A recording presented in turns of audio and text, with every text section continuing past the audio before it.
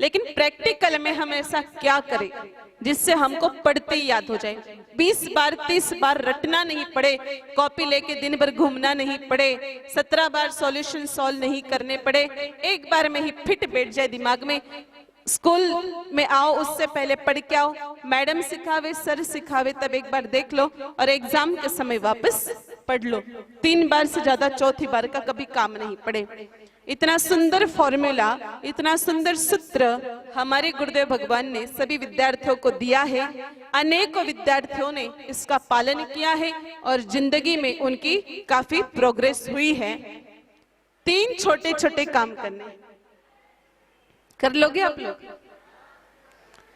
और मैं दावे के साथ कह सकती हूँ अपने 6 महीने आप करके देखो, 6 महीने बाद आपका प्रोग्रेस रिपोर्ट कार्ड पर 15% परसेंटेज की बढ़ोतरी जरूर हो जाएगी। सबसे पहला काम, पढ़ाई करने वाले विद्यार्थी को ये तो नहीं करना है पर ये उसके तहत करना पड़ेगा। रात्रि को जल्दी सो जाना चाहिए और सुबह 4 बजे उठना है। पढ़ाई करने वाले विद्यार्थी को सुबह जल्दी उठना है, मॉर्निंग में। अब सुबह जल्दी उठने के लिए रात को जल्दी सोना पड़ेगा। जो रात को 12 न 1 न 2 बजे तक जगता है वो सुबह कैसे उठ पाता है? आप में से भी बहुत सारे लोग रात को 12-12 1-1 बजे तक जगते होंगे। और क्यों जगते ये भी मैं बता दूं। दिन रात वो हाथ में चलता है ना, ऊपर नीचे ऊपर नीचे ऊपर नीचे, क्या कहते हैं उसको? मोबाइल। मोबाइल पढ़ाई करने वाले विद्यार्थियों को यूज नहीं करना चाहिए। जब तक बच्चे 12वीं क्लास के एग्जाम पास ना हो जाए तब तक उनको मोबाइल को हाथ भी नहीं लगाना चाहिए। संकल्प ले लेना चाहिए कि हम मोबाइल को छुएंगे भी नहीं। अब आपको क्या ऐसा क्यों बता रहे हो, मोबाइल ने ऐसा क्या बिगाड़ा कर दिया? आजकल मोबाइल के कारण बहुत सारी जिंदगियां बर्बाद हो रही है। इसी मोबाइल के कारण आए दिन हमारे देश में विद्यार्थी आत्महत्या कर रहे हैं। बहुत गेम, कुछ गेम तो आपको भी पता होंगे, ब्लू व्हेल है, पबजी है। इन गेम के कारण बहुत सारे विद्यार्थी मौत के घाट उतर चुके हैं। विद्यार्थियों को मोबाइल का प्रयोग बिल्कुल निषेध कर देना चाहिए माता पिता ने। अगर आप अपने आप से प्रेम करते हो और आपके माता पिता आपसे प्रेम करते हो तो उनको घर पे जाके कह देना कि हमको मोबाइल फोन कभी भी मत देना, 12वीं के एग्जाम पास नहीं होते तब तक। आज से 5 महीने पहले अखबार में 2 इंटरव्यू छपे थे, एक मेघालय और दूसरा इंटरव्यू था राजवर्धन सिंह राठौड़। इन दोनों के इंटरव्यू में आया था ये दुनिया की बहुत बड़ी बड़ी हस्तियां हैं। राजवर्धन सिंह राठौड़ हमारे केंद्रीय मंत्री थे उस समय और मेघालय बहुत सुप्रसिद्ध अमेरिकन सिंगर है। उन्होंने एक बात लिखी है कि हम हमारे बच्चों को मोबाइल का इस्तेमाल नहीं करने देते। छोटे छोटे बच्चे हैं उनके, कोई 6th में पढ़ता है, कोई 8th में पढ़ता है। हम हमारे बच्चों को टाइम पास करवाने के लिए उनके साथ नाच लेते हैं, उनके साथ बातें कर लेते हैं, लेकिन मोबाइल का इस्तेमाल नहीं करने देते।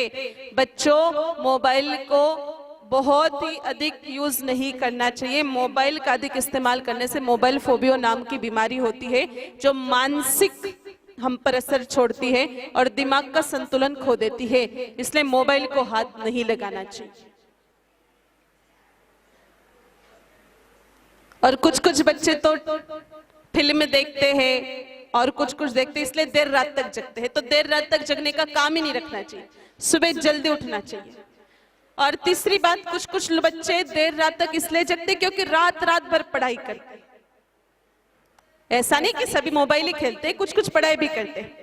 तो पढ़ाई करने वाले विद्यार्थी को रात को 10 बजते ही किताब को बंद कर देनी चाहिए और लाइट को ऑफ कर देनी चाहिए, क्योंकि रात को 10 बजे बाद आप जो भी पढ़ते हो आपको दिमाग में नहीं बैठेगा, आप केवल मात्र टाइम पास करोगे। ये विज्ञान कहता है, मैं नहीं कह रही हूं।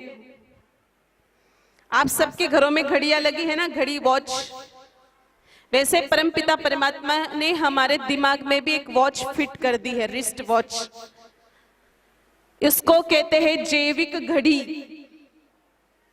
ये रात को 10 बजे बाद डीएक्टिवेट हो जाती है और रात को 10 बजे बाद नींद को प्रेरित करने वाले हार्मोन्स स्रावित हो जाते हैं और जो बच्चा रात को 10 बजे बाद पढ़ता है, एक तरफ तो नींद के हार्मोन्स और दूसरी तरफ पढ़ाई के हार्मोन्स एक दूसरे पर टकराते हैं और बच्चा अवसाद का शिकार हो जाता है।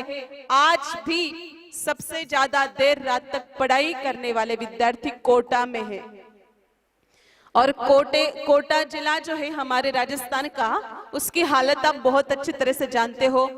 साल में 4-5 खबरें तो आ ही जाती है कि फलाना विद्यार्थी ने आत्महत्या कर ली, फलाना विद्यार्थी ने आत्महत्या कर ली। ये आत्महत्या कोटा में इसलिए होती है क्योंकि बच्चे वहां देर रात तक जग के पढ़ाई करते, वो अवसाद के शिकार हो जाते।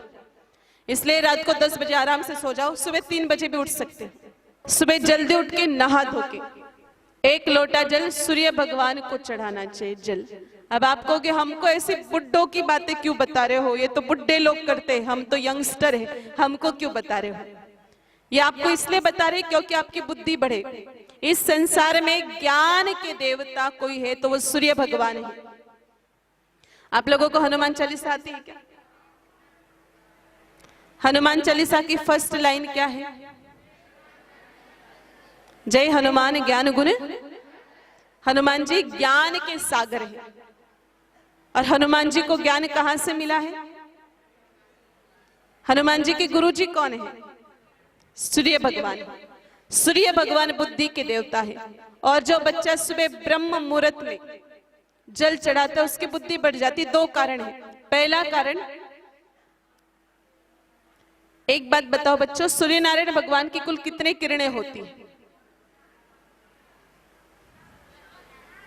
7 किरणें होती, बिल्कुल सही कहा। कुछ ही बच्चे पढ़ाई करते, कुछ तो केवल टाइम पास करते हैं। यहाँ पर भी 7 किरणें होती है। ये सभी सूर्य नारायण भगवान के रंग है जो आपको भी पता है, केसरिया है, पीला है। और ये एक बात कहता है विज्ञान, आपको विज्ञान में सिखाया होगा, लेकिन हमारा जो अध्यात्म है वो कहता है कि सूर्य नारायण भगवान की कुल 8 किरणें होती है। 8वीं किरण जो है उसका नाम है धर्मेष्टि किरण। ये कुछ ही समय के लिए आती है सुबह ब्रह्म मुहूर्त में और जो बच्चा धर्मेष्टि किरण के सानिध्य में सूर्य भगवान को जल चढ़ाता है उसकी बुद्धि जो है वो प्रखर हो जाती है।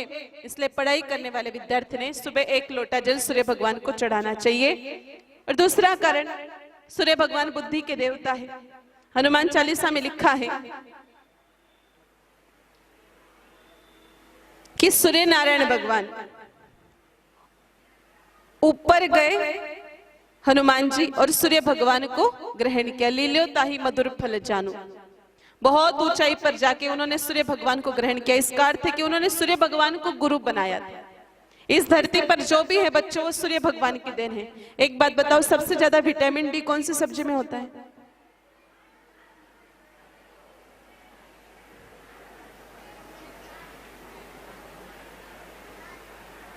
सबसे ज्यादा विटामिन डी किसमें होता है?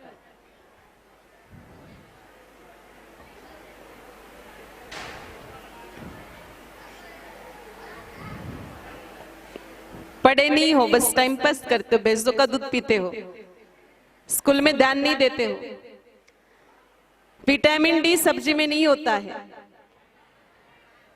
सूर्य भगवान के प्रकाश में होता है। अब बताओ, हम बैठे पोखरण में, सूर्य नारायण भगवान है इतने ऊंचाई पर, तो यहाँ पर कैसे आ रहा है ये विटामिन डी? ये ऊपर से तो आ रहा है ना मामला, इसलिए ज्ञान भी ऊपर से आएगा, चिंता मत करना। 1 लोटा जल सुबह सूर्य नारायण भगवान को जरूर चढ़ाना।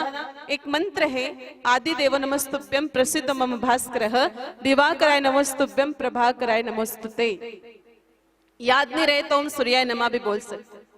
सूर्य नारायण भगवान के जितने नाम आपको याद है वो भी बोल सकते हो।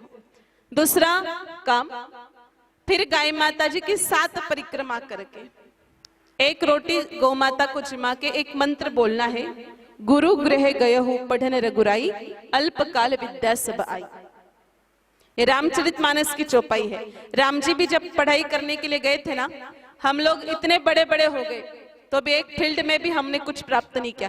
राम जी 6 साल के थे तब तो पढ़ने के लिए गए थे, 12 साल के नहीं हुए तब तक सारी विद्याओं को प्राप्त करके आ गए। हम तो 20 साल के हो जाते तब जाके एक ही फील्ड में डिग्री डिप्लोमा प्राप्त कर पाते, लेकिन राम जी तो आयुर्वेद भी सीख गए, धनुर्विद्या भी सीख गए, घुड़सवारी भी सीख गए, गणित भी सीख गए, खगोल शास्त्र भी सीख गए, सब कुछ सीख गए, क्योंकि वो गौ माता की सेवा करते थे।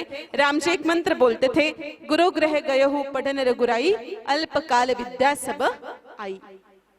और तीसरा छोटा सा काम, श्रावण महीना छोड़ के अन्य 11 महीने बच्चे गाय माता जी का दूध पी के सोए। श्रावण में दूध नहीं पीना चाहिए। अभी सावन चल रहा है, कितने बच्चे दूध पीते, जरा हाथ ऊपर करना। ये तो गलत बात है। सावन में तो दूध पीना ही नहीं चाहिए, छूना ही नहीं चाहिए। हाथ नीचे कर लो। सावन में दूध क्यों नहीं पीना चाहिए?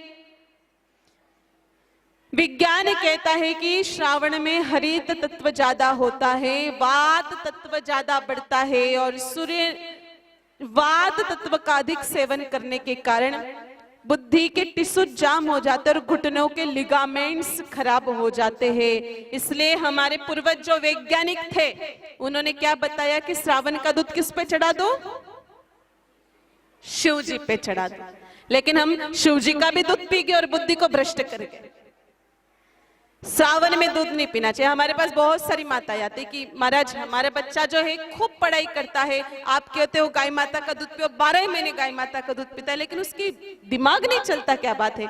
तो माई एक प्रॉब्लम हो गई ना, उसने 12 महीने गाय माता जी का दूध पिया, दूध तो 11 महीने पीना चाहिए। मत्स्य पुराण के 36वें अध्याय के 16वें श्लोक में भी ये बात लिखी है, श्रावणे वर्जेत क्षीरम दधि भाद्रपदे तदा। श्रावण में दूध मत पियो और भादवे में दही मत खाओ। इन 3 नियमों का पालन हमने जो आपको अभी बताया, सुबह जल्दी उठ के क्या करना चाहिए, और फिर सूर्य भगवान को अर्घ्य चढ़ाना है, जल चढ़ाना है। दूसरा काम, परिक्रमा करके मंत्र बोलना है, गुरु गृह गए हो पढ़ने रघुराई, अल्पकाल विद्या सबाई। और तीसरा काम, रात को सोते समय गाय माता जी का दूध पी के सोना है। कौन सा महीना छोड़ के? श्रावण अभी चल रहा है, उसको छोड़ के। आप बच्चे अगर 60-65 पर अटके हुए हैं तो 80-85 पर चले जाओगे। 70-75 तक आपकी प्रोग्रेस रिपोर्ट है तो बच्चों आप बोर्ड में भी आ जाओगे, अगर 6 महीने तक इन नियमों का पालन किया तो। बोलो गौ माता की